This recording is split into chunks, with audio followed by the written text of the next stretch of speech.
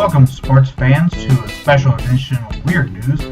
Tonight we'll be talking about the Super Bowl. To start things off, let's talk about Joe Namath and his coin toss.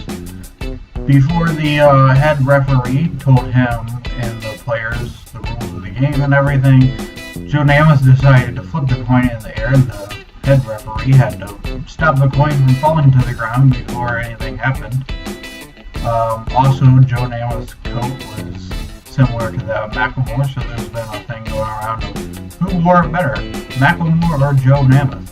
Overall, the Super Bowl was really not that great. Probably one of the least spectacular Super Bowls. However, it was the most watched Super Bowl with the most viewers, as reported by CBS and the NFL. This may be because the Broncos just really didn't have any tricks up their sleeves, and the Seahawks just walked all over them the entire game. I mean, there were so many spots of bad plays and this and that. I don't even know where to begin with talking about how bad the game was. But otherwise, the Seahawks won, and that's really just an important thing, I guess. And now, on to the commercials.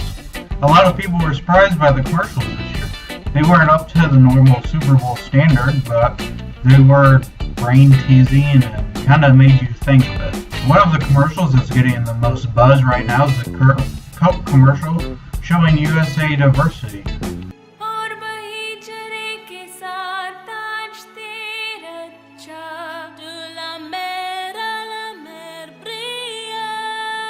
A lot of people are saying that this really isn't depicting America and it's shameful and this and that because there's different languages singing America the Beautiful, and in my opinion, America is a diverse country. The land of the free, we let anybody come in legally, so it gives them their right to sing whatever they want in their language. Also, another hot talked about commercial is the Budweiser commercial with the puppy and the horse.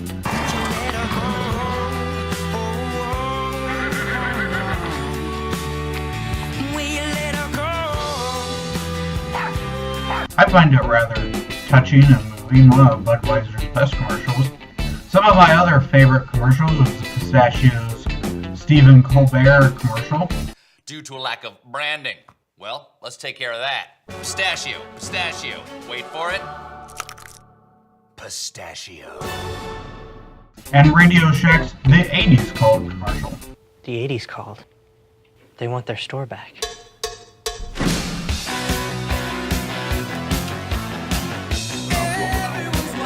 Also, along with the commercials, there was a few previews for some new movies, and one that stood out to me the most was the new Transformers movie. I wasn't even aware that there is a new Transformers movie, and I'm glad they're taking a different spin with this and a pretty much completely different storyline. I'm very intrigued by the transforming dinosaurs, and I can't wait to see what Michael Bay has in store for us this time.